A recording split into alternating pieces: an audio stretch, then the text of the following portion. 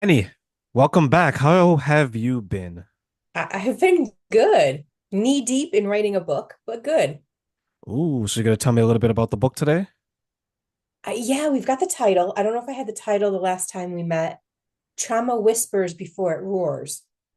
Ooh, okay, I like that. What's the meaning Yeah. behind that? It's looking at how we as individuals, as families, as communities, as a country or North America, how we whisper our traumas to the rest of the world, but we don't necessarily know how to see it reflected back. So Ooh, okay. what we see with people posting in social media, interpersonal relationships, navigating even things like how our subconscious will put things down in our own home, how how we do the dishes, how we do our laundry. Those are all little whispers of what's going on in our subconscious mind. Okay, so why do you think that is well, two things. One, why did you decide to write about that? And two, why do you think that is having such an impact on people in their day-to-day life? Uh, I had gone through my whole life. I was in my 40s before I even knew I had trauma. I just thought I had experiences. I didn't know I had complex trauma. And then I started investigating and working with clients and realizing they didn't know they had trauma either. But I'm hearing them tell the story like that's trauma. But there was nothing to anchor for them to have the realization. It was the subconscious mind putting it out there. Conscious mind didn't know how to pick it up. I think I wasn't because I'm in my 30s now, and when I realized that I had trauma, it was actually pointed out to me because when I was growing up, I didn't realize it was a traumatic experience until after I came out of it, which was kind of interesting because that was my baseline, Yeah. right? Was growing up without my mother or my father. That was my baseline. So because my grandmother did a good enough job to her capabilities, I was like, okay, this is all right. When I look back, I'm like, it's still all right. But then when I saw children being raised by both parents and the loving environment and all this stuff, I was like, okay, this is where I missed out. That's where I missed out. This is where I missed out.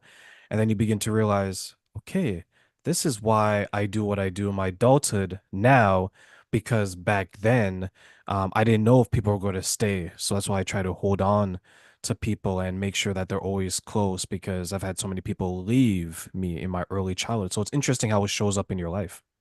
Yeah. Attachment styles, behaviors, how quickly we escalate to fear or anger. All these clues start to unfold once we are taught how to look for it. What do you think some of the ways we can learn to look for this type of trauma and then hopefully resolve it in one way or another?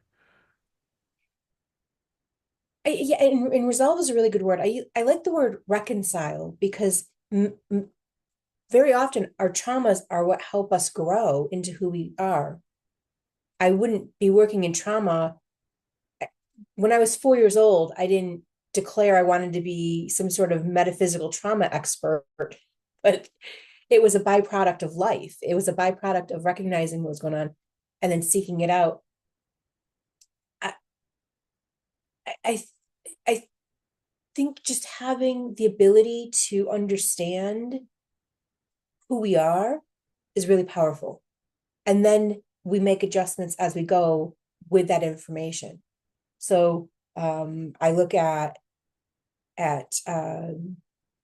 how quickly we are to resolve conflict with other people and how we step into that. Do we run from it? Do we bring anger? It's your fault, and have this accusatory victim stance or persecutor? How our interpersonal relationships are and how willing we are to extend our network is it's a pretty good starting point for understanding what it is that we're carrying. I remember speaking to someone about dealing with the different types of trauma and where they look for the trauma. And one thing that came back that was interesting is that there's this person is they're like a mentor and a therapist. One thing that came up was that there's people who once they realize that they've had a trauma, either it's either 5 years ago and they just said, aha, this was trauma, or they're going through it, a lot of people will run online for superficial support. And in a lot of cases, they get re-traumatized because they don't realize that there's maybe some people that aren't really going to be there for them long term, or maybe they have a hidden agenda, or maybe they're just being part of that community where it's like, okay, this is a thing, right? Let me give you some likes, let me give you some views. But once you log off, you're like, oh, have this trauma. What am I literally going to do? Do you find that to be difficult for some people who've gone through trauma, or maybe even, let's say, what you've experienced, what you've seen? What I see on social media, especially now in the United States with the political election, a lot of trauma roaring, a lot of trauma. Uh, what I see in some of the social media groups, and I saw this back during the pandemic, right after the pandemic, a colleague and I hosted when the state of Nevada, being in Las Vegas, state of Nevada, the day we shut down, a colleague and I were already prepared. So we did 47 straight days of 9 a.m., 9 p.m., hosting these uh, tips and tricks to navigate difficult situations. So it was, how do we regulate our breathing? How do we meditate? What are things to look for when we're behavioral behavioral responses when we're in the supermarket wearing the mask and such. So every day we had a different tip and we had discussions because my goal was to dissipate and not to instigate any more fear. And what I saw with a lot of the social media groups, it was, oh yeah, I have anxiety. You have anxiety. We're just going to talk about anxiety. And it perpetuated the anxiety. It didn't diffuse it. So what I seek on social media are groups that are about moving forward and not sitting and swimming in it. Yeah, and I do think that's the big thing, right? Like, don't let it sit and fester, or don't sit in it and then let it accumulate and take over your life. I've seen some people, I saw one post, and I'll share. This person went online and they mentioned something. I shared this before, and I think he and his wife went through something. Like something happened. And then he went online for support, and people were very like, you know what? That's so sad. I'm sorry you went through that. And then of course you have the crowd where, leave her. She's no good. Like they're like one mistake. It's like one strike and you're gone, right? It doesn't matter how long and you're with the person, or maybe how serious or not serious the altercation or disagreement is. And then there's one person I was saying that, you know what? If you ever need anyone, I'm here for you. And it turns out that that person started to have a conversation with this man, and then he eventually found out that she had a hidden agenda. Mm. So I was sharing this story. I was like, now you have a difficult situation, right? Because now you have the person who, the man in this case, who's upset. He's grieving, he's being upset, he's grieving the impact that this has to his marriage, right? And then now he's being maybe manipulated in a way by this other person. So now he's like, okay, maybe this person wasn't a good acquaintance because they weren't necessarily friends. But now you have the wife who has impacted initially the marriage in a way. Now she's grieving, like, okay, my husband is doing this, but do I say something because I kind of caused the situation? So it's interesting to see how all of this was because someone went online instead of just going to their wife and saying, hey, can we have a conversation? This is what's bothering me. Do you want to talk? Instead of going to literally, in a lot of cases, strangers and broadcasting your business out there. Because once it's online, you can't scrub it and take it back. Yeah. And when we look at fight, flight, freeze, one of the fight responses is to take grievances online. So if we can't punch someone, if we can't cause physical harm, we take our words online. So it may be, I'm the victim and here's my story. That's a form of fight in the fight, flight, freeze dysregulation of the autonomic nervous system. So what that tells me is, and I've done it myself before I started researching this and understanding it, seeking help, but seeking help from the wrong people and not having a strong enough support system, which is why we need those layers of the village We need the younger layers. We need the mid-age layers. We need the elders. The elders are the bumpers, like, okay, let's rein it back in. Let's get the two of you together. Let's have this conversation. Let's reconcile. And we're losing that art. And we're using social media to be the bumper or to be the one that validates our victimhood.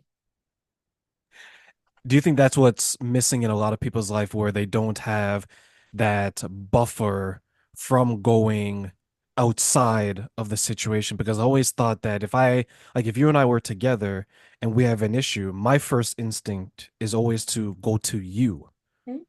right? Like, even if I had an issue with someone else and I needed to have a conversation, my first instinct is still to go to you. What do you think outside of the mentorship? Is there maybe another reason why some people are so quick to go to a stranger, especially a faceless one? Because online, a lot of times you don't know these people. Like, why is it like these days it seems that that is the first step versus saying that, you know what, Annie, let's sit down, let's have a conversation. To have the trust and the safety with the self, to be able to have a difficult conversation with someone else, it usually is an indicator of what I call the layers of insulation of belonging, the six layers of belonging, which are layers of insulation. We have ourself, we have those that we live with. So if we're an adult, maybe it's our spouse, our children, or if we have a dependent parent, the people that live in our household. Then we have our community, or we have our friends and family. So ourself, our household, our friends and family. So that may be our parents that we don't live with, our siblings that have their own families, our closest friends, our emergency contacts, then our community, then our country. And then the hard shell around all of that is our belief system, whether it's religious or spiritual. So we have all of this insulation. When we have really strong insulation, we don't have a problem with conflict. It's when we have missing layers of insulation that having those missing layers, we don't have something solid to hold on to. So we seek social media to do that for us, to validate our existence, to give us the ego boost or the dopamine hit that we're seeking because we're not getting it from our inner layers. And then I guess that could also mean why you see so many people who behave that way, or maybe who are always in a state of suffering. Like, you Yeah. probably know those people, right? Like, they Yeah. always seem to have something go wrong, Yeah. Yeah. right? In their life, but they travel in packs, Yeah. right? So I wonder, maybe that's why they stick together, because if I'm going through something today, which is going to be resolved next week, I can always count on Annie next week to be going through something so I can live through her, Mhm. right? Do you see that happening as well? Yeah. Yeah. I look at it like trees. There are trees that have really deep roots, generationally deep roots. Grandparents live near parents, siblings, they all live in the same town, deep roots. And then we have trees that don't have deep roots, so they rely on each other, but they're shallow roots. So, like some of the tallest trees we know we have shallow roots, but because they grow so close to each other, they insulate each other at a lateral level rather than a generational level. So yeah, like-minded people are going to start to gather together, but it becomes an echo chamber. We don't have the layers, the generational wisdom insulating us, and we don't have the the layers of our geographic space, our household, our community, our country insulating us. So then we start to get too alike in our grouping, and it doesn't give us the diversity for growth. I saw that recently, and someone mentioned something. They're part of this group, and it's probably quite a large group, maybe about 10, 11 people. And I was having a conversation with this person because I guess apparently they weren't able to, something happened. Like, there was something happened. They're sharing the story. And I told them something very similar. I said, you know what's interesting is that you guys, as this group expanded from, let's say, maybe 4 or 5 people until it hit about double digits, which is about 10. I was like, now you have people with not only who have similar hobbies and likes, but now they're navigating the world the same way. And I said one of the dangerous things in this life is you can unite people, I believe, in two major ways: hate and love. Yeah. Right? When you unite someone with hate, you always have to find something to hate or There dislike. has to be a villain.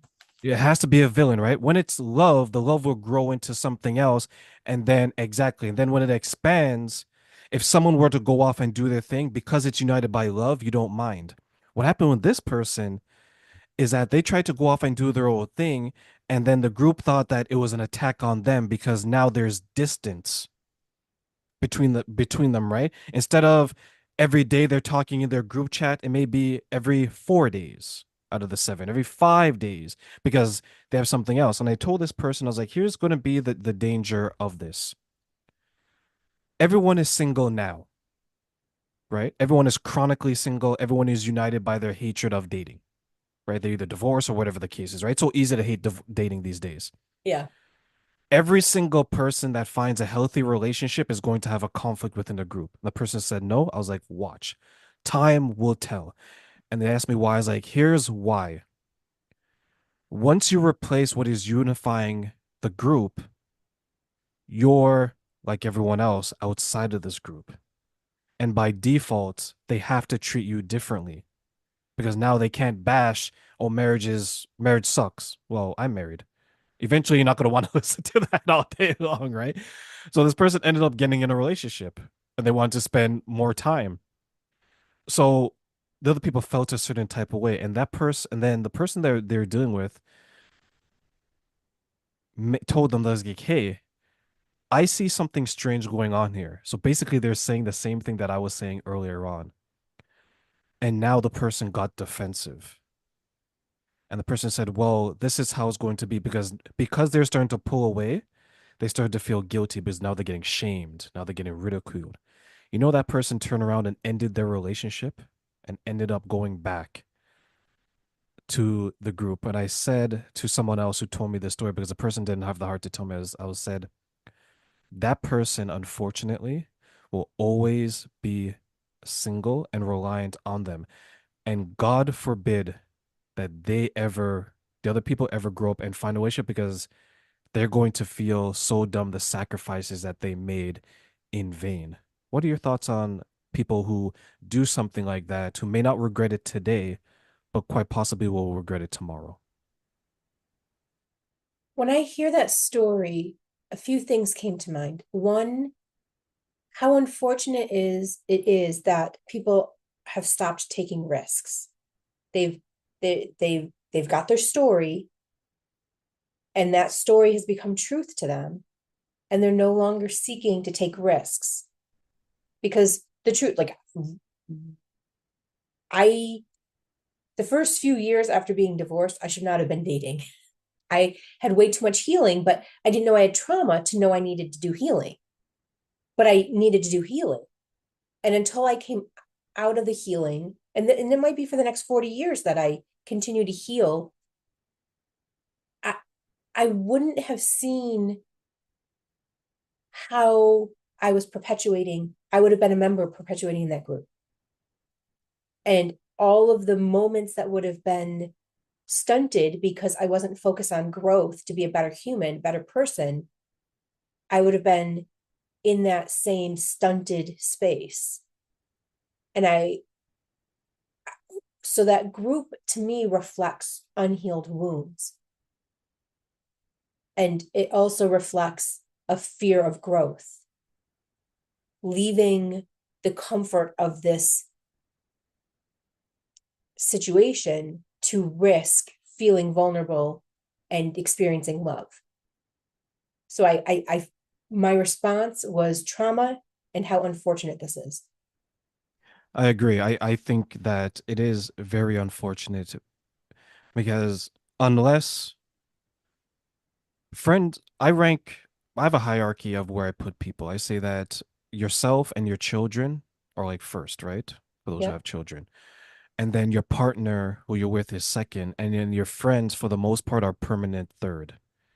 meaning that your friends shouldn't ever be number one and they shouldn't ever be number two, meaning that they're not above you and they're not above the person you're in a relationship with. And I think that's healthy because I couldn't imagine myself being married and I look over to my wife and I push her aside. I was like, okay, I need to take this group call. Like I just can't see myself doing something like that. But when I hear of this person and seeing the blindness, right, and the defensiveness, it's just it's okay to be with your friends. Like your friends and family are a beautiful thing. Like friendship is a beautiful thing. But you have to understand that a true friend, when you're in a happy relationship and you're happy, they would love to see you grow into that, grow into a happy marriage, grow into a happy motherhood, happy fatherhood. I couldn't ever forgive myself if I knew that I was the reason why someone was preventing themselves from finding happiness just because they had the fear of missing out. If I if I were a member of that group, if I were to put my shoes uh in the situation, put myself in the shoes of someone in that situation, the dysfunction becomes an addiction. And it's, I don't want you to leave me. I want you to be here with my brokenness. I want your brokenness to be with my brokenness. And if I don't have you here with my brokenness, who do I have? I'm alone. Therefore, you can't leave me. And that group becomes its own addiction. Do you think they would go out of their way to start sabotaging other relationships within the group? Well, if someone's willing to leave a relationship, a romantic relationship, to return back to that group, I, I would want to know, are they doing it because they're afraid of feeling vulnerable and risking someone seeing, truly seeing them? Or it, or is that group creating its own cult? And when you leave a cult, you are ostracized. And so is it worth being ostracized? That's an interesting perspective. I didn't think about it as being similar to a cult where you're indoctrinated and you begin to adapt a certain number of beliefs within that group. And if you were to leave, they would shame you, they would guilt you. And because you've been a part of it, however long you've been a part of it, but they've developed a strong connection, you can't see the world for what it is. And what's interesting when you made the cult comparison, I thought of when some people are in a cult or something along those lines, you have other people on the outside telling them, hey, what is going on here? Why is this way? Why is this that way? And some people, instead of trying to listen to understand, they listen to respond and they get defensive and they would dismiss people. And I've seen people become dismissed where it's like, okay, what you talk about is crazy. So when you said that the cult example, it brought me back to that where you can't leave us. What is wrong with you? Where outside is scary. That's the devil. That's the evil you don't know. You know us. Come back to us, right?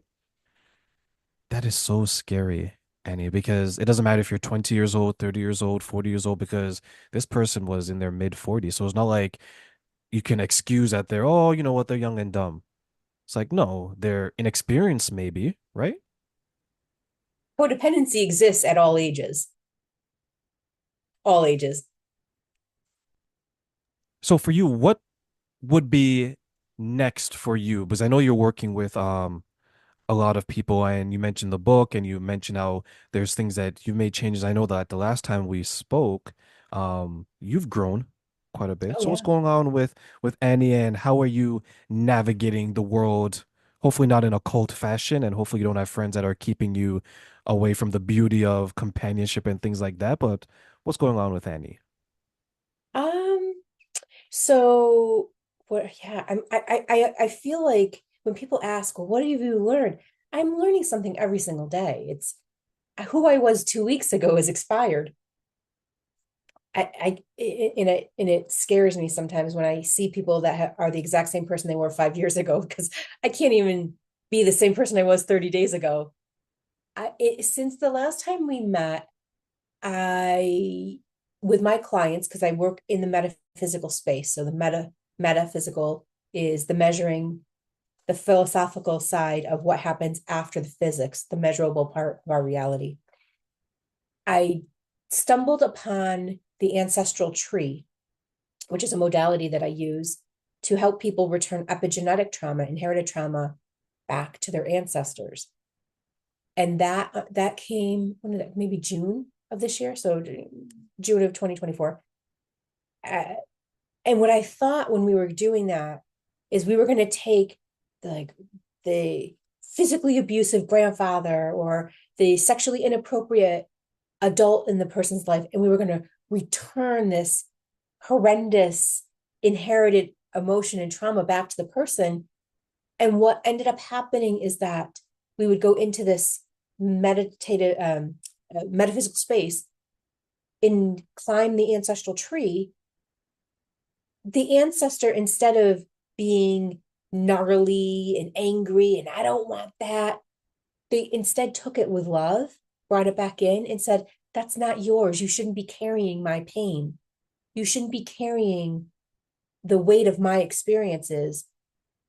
And what ended up happening in this modality is the ancestor then decorated their own branch of the family tree like a museum piece to showcase how they walked through life and the choices they made as a result of the traumas they experienced.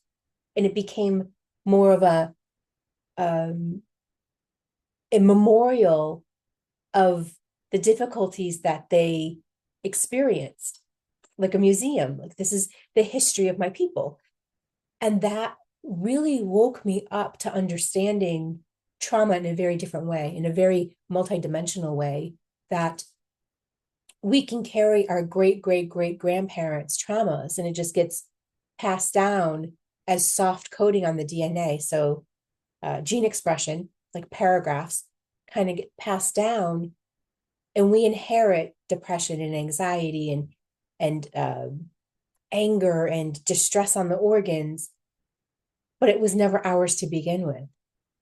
And that we can give it back with love, and it gives us a new appreciation for the judgments we might have had for our ancestors, instead of thinking, oh, like they were a terrible person and they did these horrible things.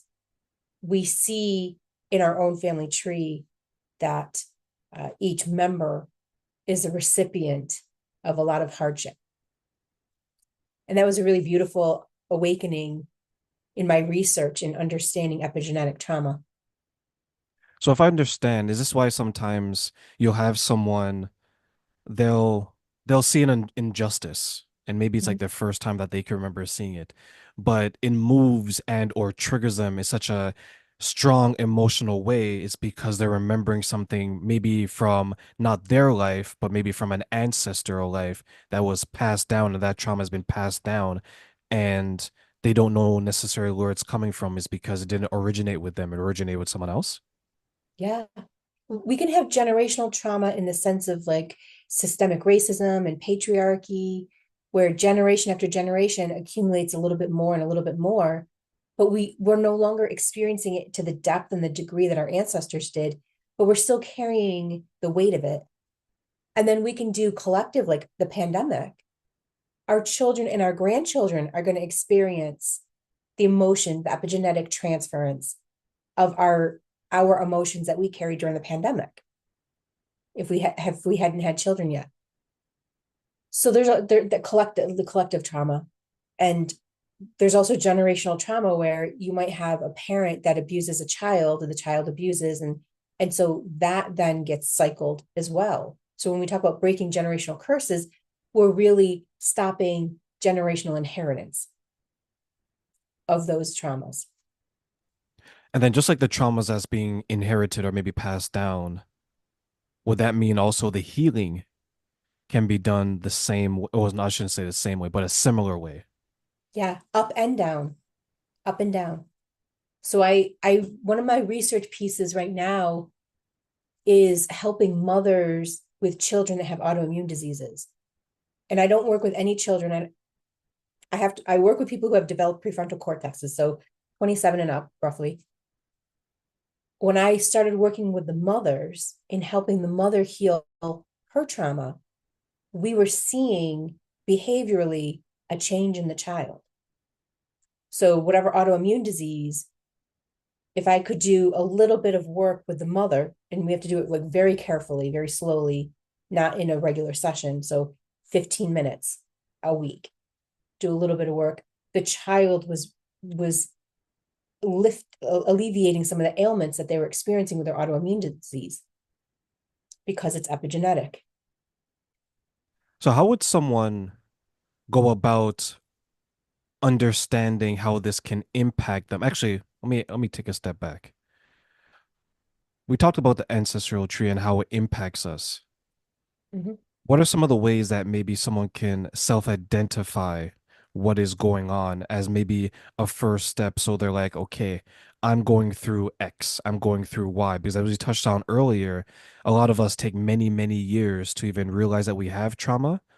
But if it takes that long to identify trauma within us, I'm asking, how long does it take for them to identify trauma in their sister, in their aunt, in their uncle, in their parents, because now you're opening up the entire family history and saying that, oh, okay, I see my trauma, I see this trauma in me, it's because of my grandmother.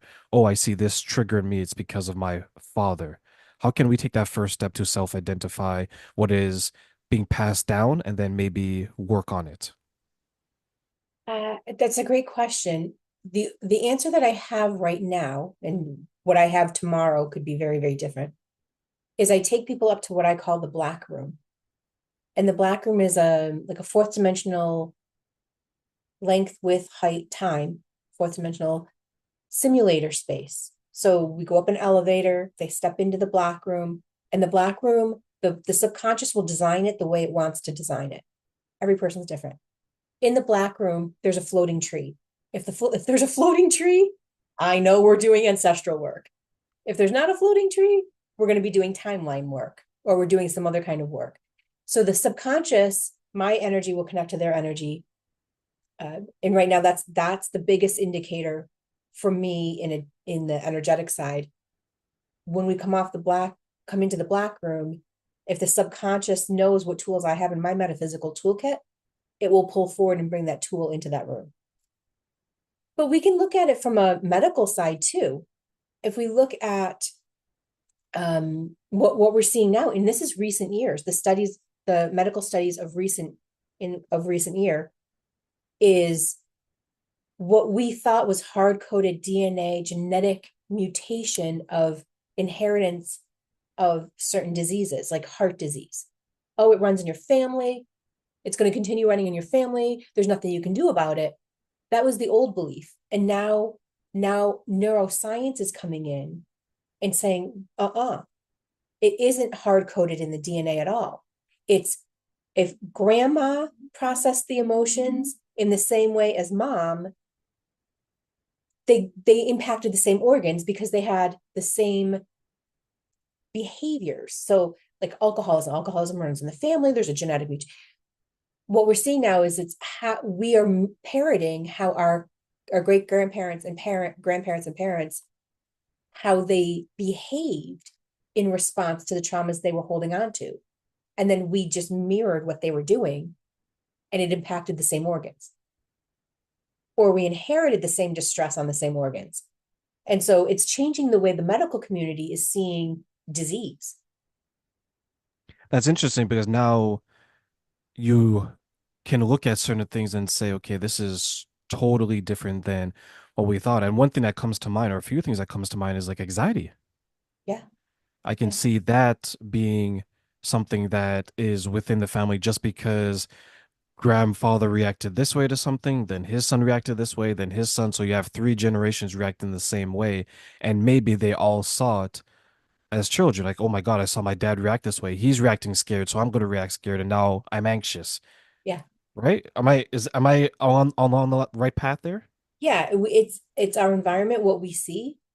It's also, if we think about, if grandma is pregnant with your mom, or our grandmother's pregnant with our mother, if grandma's very anxious, financial distress or relationships or something going on, maybe it's an unsafe community, and grandma's got anxiety, grandma is vibrating that into the womb, into the fetus of mom.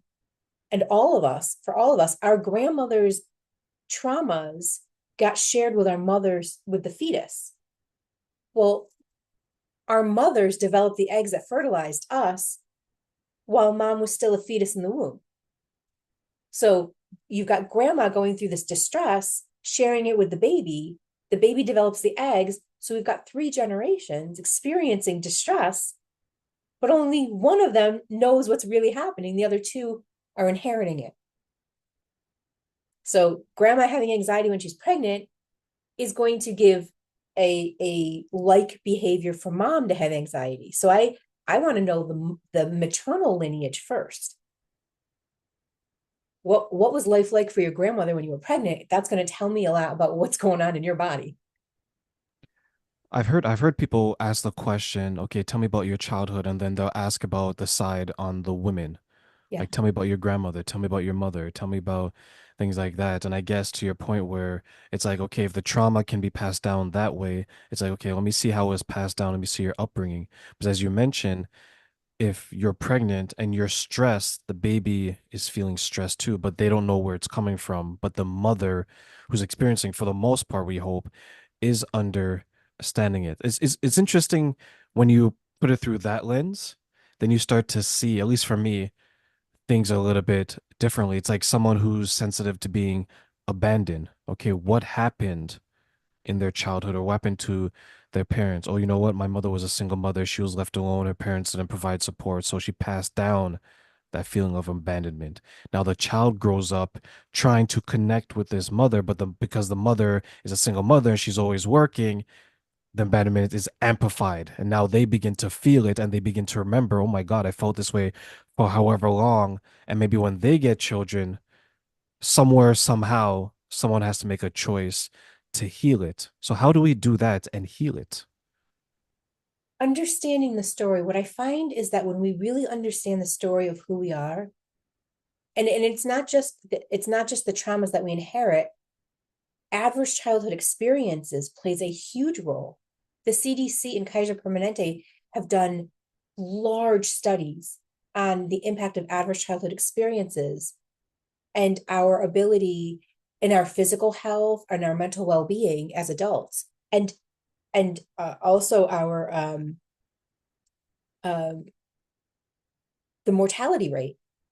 That adverse childhood experiences plays a huge role in our well-being. When we start to understand the big story and we understand it from a lens of compassion, it's easier for our body to reconcile that the traumas. It's easier for our body to feel at peace when we understand that we are not the victim so much as we are a a participant in the story of our life. And working with clients, when we reconcile that energy, there is such a relief. It's a visible auditory exhale that people have that lets go of that invisible trauma stone, and the person breathes differently, releasing the weight of that heaviness is very, very powerful. Do you find that to be difficult for some people to do? No, no, it's a slow process. And that's why I do so much on TikTok. I do demos on TikTok people can watch to allow the mind to know that it's safe, that my methods are safe. So when someone comes up and we go to the black room and their younger self is sitting there, we come off the elevator and there's the 6 year old. The 6 year old has a message. The 6 year old wants the microphone and says, "Hey, this is what I need from you." Now we're developing a relationship with the attributes of the self, because in fifth dimension, length, width, height, time, space, every version of us, every moment of us exists at the same time. Time's not linear. It's only linear in 3D. When we go to 4D, we can move up and down. We're not on a Gregorian calendar where we can only go forward. Fourth dimension, we can go backwards and forward. Fifth dimension, we add that extra variable, we can move about as a whole. So in addressing the 6-year-old's needs, we heal our own current age needs. They reconcile. So if it's something that many of us can participate in without too much difficulty, and then we can work with someone like you to understand it, what do you think are some of the commonalities that maybe are preventing people from actually doing it then? Shame, shame.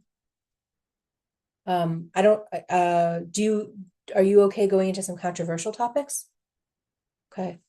So abortion, the weight, whether the individual was Christian or not, the weight a woman carries for having an abortion, even if they think the mind's like, oh, we're fine, it doesn't, the physical body is carrying a trauma, and it'll come in like a handful of ways. It'll develop as a physical discomfort, or people don't want to talk about things that they've done in life because they carry shame for it, when really what they need is compassion.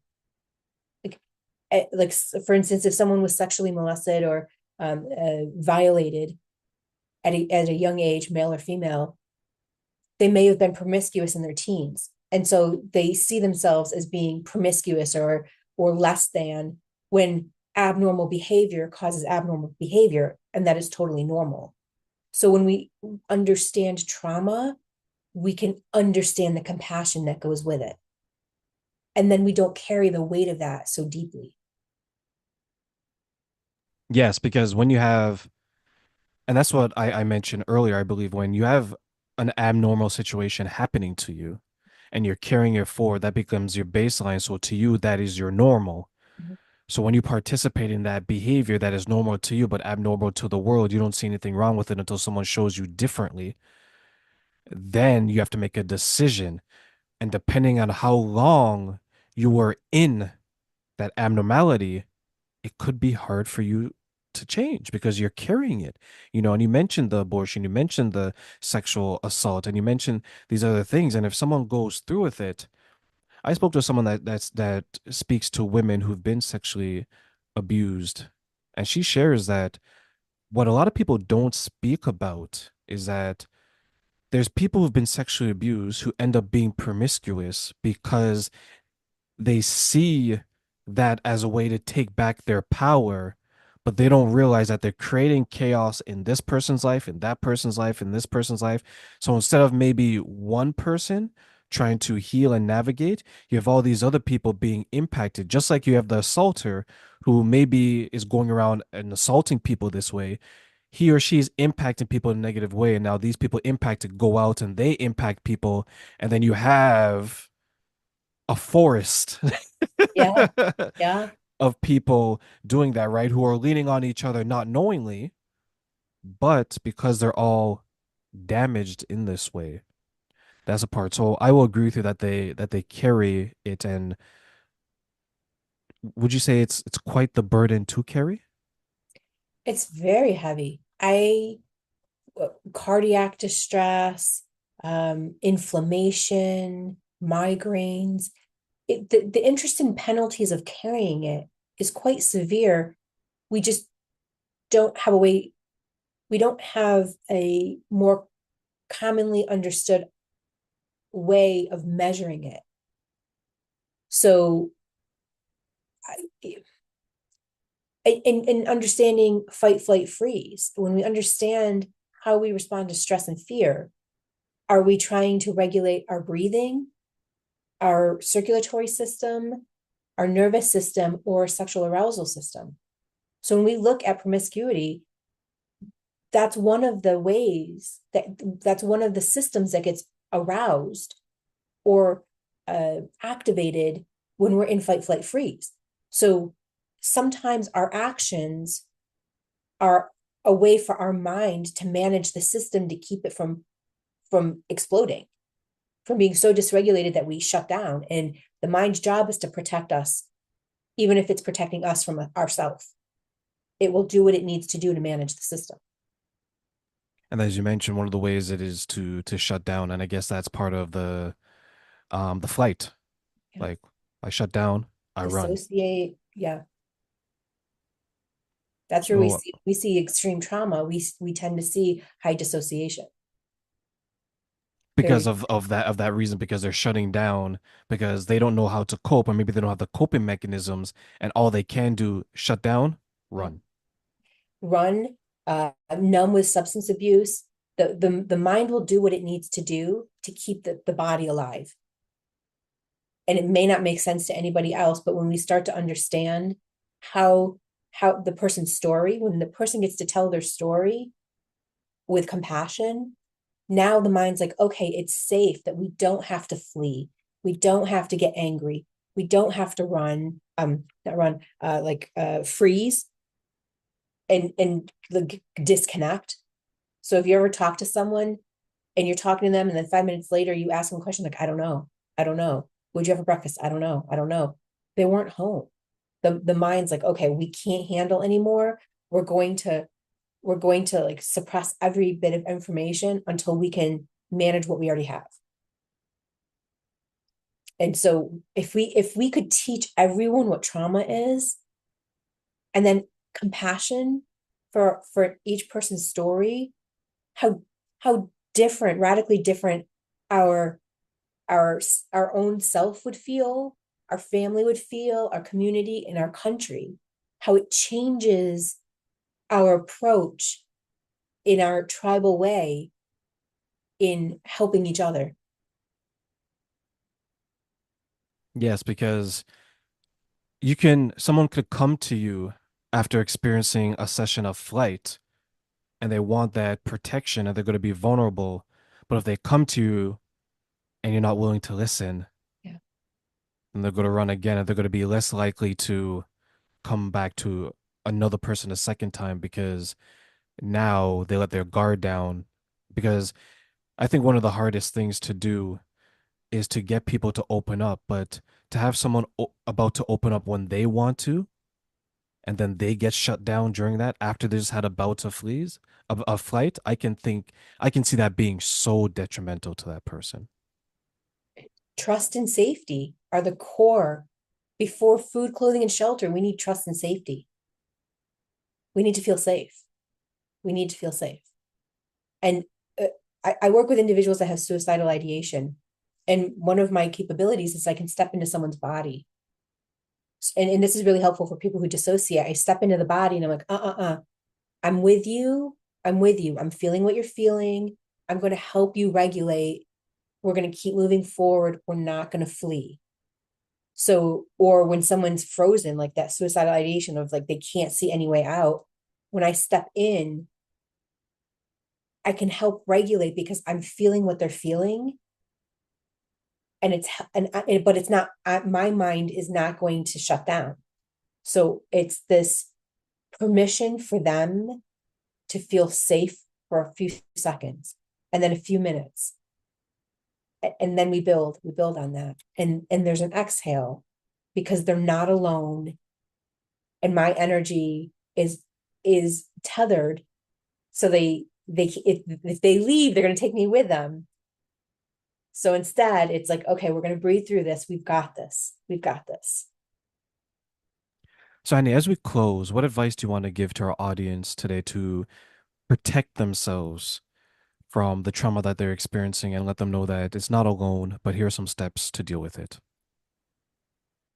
Oh, great question. I what's helped me is to understand, there's a great book, actually, this book, I just got this. I, what happened to you? And starting to understand it's not like, why are you so messed up? But what's your story? Tell me your story. And letting people, whether it's through journaling or through videos or on social media, something where it's, let me share my story so I can help understand my story and I can inspire somebody else to understand their story and have bravery in being able to unpack it in whatever way is unique to our brain in learning.